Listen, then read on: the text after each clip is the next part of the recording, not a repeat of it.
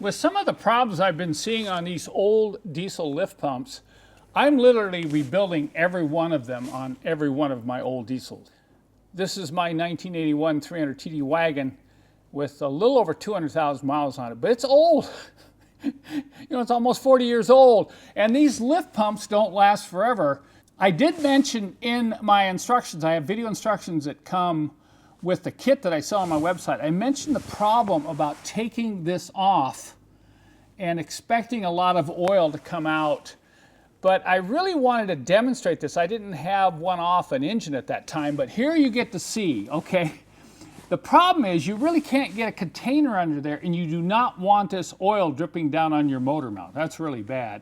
So what I did is I put a small magnetic dish in here at an angle, and literally the amount of oil that came out of the injection pump overflowed this dish and went down and filled up the pan underneath the car. You have to put a pan underneath the car, tilt this so the oil goes off that end, stays away from the motor mount and the frame, and you're going to be able to remove this without getting oil all over the place. Because let me tell you, there's a lot of oil that comes out there.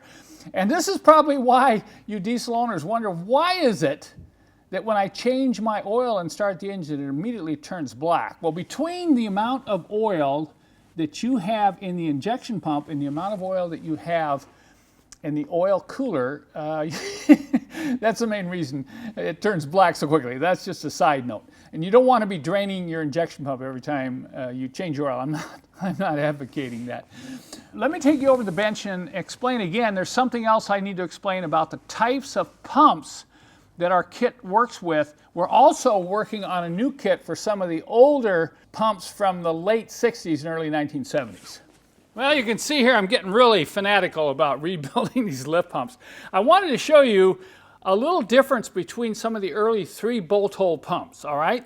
These are all off turbo diesels. This is off a 240D. So the non-turbo 240D and 300D from 1977 to 1979 had this coming out the side for the connection to the pre-filter.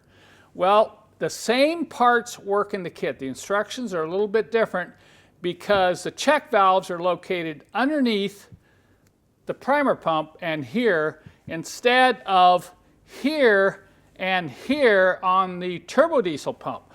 So when you get my kit and you're following my instructions, if you have this earlier style pump like this, don't be alarmed. The kit will still work. So the kit I currently have as of January 2020 will work on all the pumps that have 3 bolts that hold it to the injection pump. And I'm currently working on a kit to do the older lift pumps.